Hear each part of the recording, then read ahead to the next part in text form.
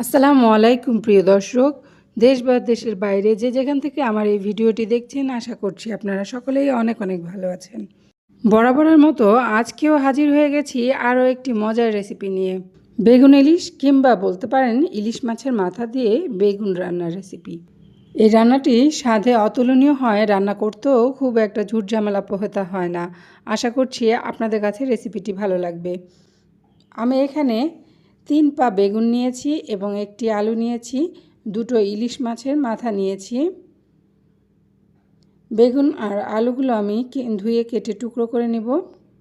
আর ইলিশ মাছের মাথাটা আমি হলুদ মরিচ লবণ দিয়ে মাখিয়ে নেব। গ্যাসের চুলায় আমি একটি লোহার কড়াই বসিয়ে দিয়েছি, চুলাটা অন করে দিলাম। এবার আমি সয়াবিন তেল দিয়ে দিব। আপনারা চাইলে সরিষার তেলেও রান্নাটি করে নিতে পারবেন। মেখে রাখা হলুদ মরিচ দিয়ে মাছের মাথাটা আমি এখন তেলের মধ্যে দিয়ে ভেজে নিব। আজকের রেসিপিটি যতই লোভনীয় হোক আর সাথে অতুলনীয় হোক, যাদের অ্যালার্জি আছে বেগুন এবং ইলিশ মাছে তারা কিন্তু খাবেন না। সুস্থ থাকাটা হচ্ছে বড় কথা। অ্যালার্জির পরিমাণ যদি ভয়াবহ হয় তাতে কিন্তু মৃত্যু হওয়ারও সম্ভাবনা আছে। তাই মুখের স্বাদের জন্য জীবনের ঝুঁকি নেওয়া যাবে না। মাছের মাথাটা আমার ভাজা হয়ে গেছে, এখন আমি তুলে নিব। সামনে আমার নতুন ভিডিও আসতেছে, নতুন কাস্ট আয়রন কীভাবে সিজনিং করা যায় সেটাই আমি সেই ভিডিওতে দেখাবো। অবশ্যই আপনারা দেখবেন, মিস করবেন না। কারণ ননস্টিকের প্যানগুলোতে খেলে আমাদের শরীরে অপকারী হয় উপকারের চেয়ে, এবং এগুলো স্বল্পস্থায়ী, দীর্ঘস্থায়ী না। এতে করে আপনার অর্থেরও সাশ্রয় হবে। কাস্ট আয়রন প্যানগুলো সামান্য যত্নের মাধ্যমে আপনি প্রজন্ম থেকে প্রজন্ম পর্যন্ত ব্যবহার করতে পারবেন। আমি কড়াইতে তেল দিয়ে দিয়েছি, ভাজা মাছের তেলটা, সাথে সামান্য সয়াবিন তেল আর কেটে রাখা 3টি পেঁয়াজ কুচি দিয়ে দিলাম। পেঁয়াজটা হালকা ভেজে আমি পেঁয়াজ বাটা দিয়ে দিলাম 3টি এবং 1 চা চামচ আদা বাটা। আমি রসুন বাটা কিন্তু ব্যবহার করব না। ইলিশ মাছের যাই রান্না করবেন কখনো রসুন বাটা দিবেন না, তাতে করে কিন্তু ইলিশ মাছের ঘ্রাণটা নষ্ট হয়ে যাবে। মশলাটা আমি হালকা কষিয়ে নিলাম। এবার আমি দিয়ে দিব লবণ 1.5 চা চামচ, হলুদের গুঁড়ো 1 চা চামচ, মরিচের গুঁড়ো 2 চা চামচ। আপনারা চাইলে মরিচের পরিমাণটা বাড়িয়ে দিতে পারেন যারা ঝাল পছন্দ করেন। আর জিরে গুঁড়ো দিয়ে দিলাম 1/2 চা চামচ।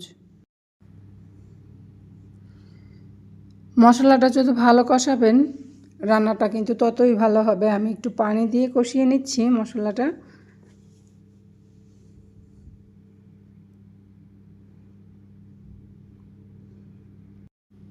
মশলার উপরে তেল ভেসে উঠেছে, তার মানে মশলাটা কষানো হয়ে গেছে। এখন আমি ভেজে রাখা মাথাগুলো দিয়ে দিব। ইলিশ মাছের মাথা দিয়ে মশলাটা আমি ভালোভাবে কষিয়ে নিব।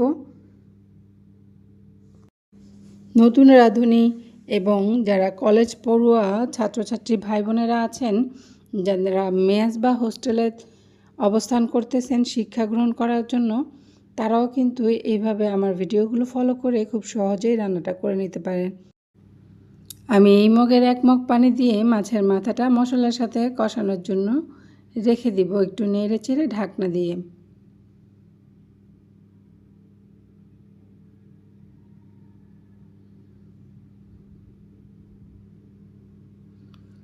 আগুন বাড়িয়ে রান্না করবেন না, অবশ্যই মাঝারি আগুনে রান্না করবেন। আমি 3টি কাঁচামরিচ আস্ত ধুয়ে ফালি করে নিব। যারা স্টিলের কড়াই এগুলোতে রান্না করবেন তারা কিন্তু খুব সাবধানের সাথে রান্না করবেন।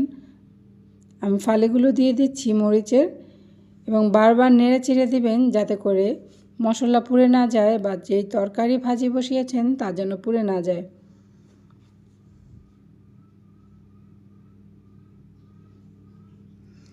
আলু আর বেগুন আমি কেটে টুকরো করে নিয়েছি এভাবে লম্বালম্বি করে। মশলার সাথে আমি ভালোভাবে কষিয়ে নিব আলু এবং বেগুনগুলোকে।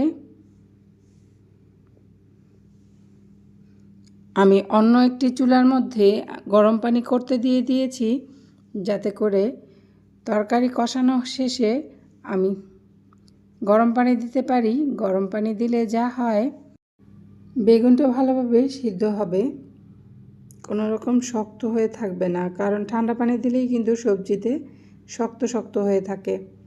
মশলাটা আমার কষানো হয়ে গেছে, আমি আরও একবার তরকারিটা নেড়ে চেড়ে কষিয়ে নিয়ে গরম পানিটা ঢেলে দিব।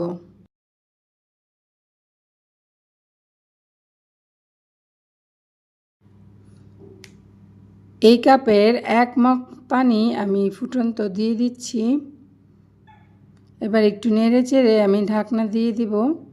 অল্প পানিতেই ভালো করে হয়ে যাবে, বেগুন কিন্তু সিদ্ধ হতে বেশি সময় লাগে না। আর আলুটাও আমি পাতলা করে কেটেছি। ঢাকনা দিয়ে ঢেকে দিব যতক্ষণ না সিদ্ধ হয়।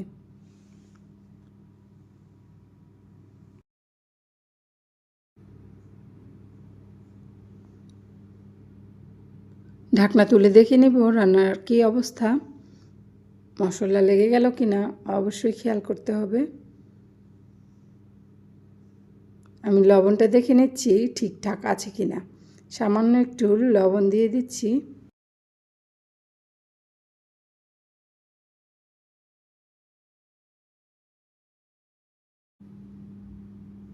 ঢাকনা দিয়ে ঢেকে দিব।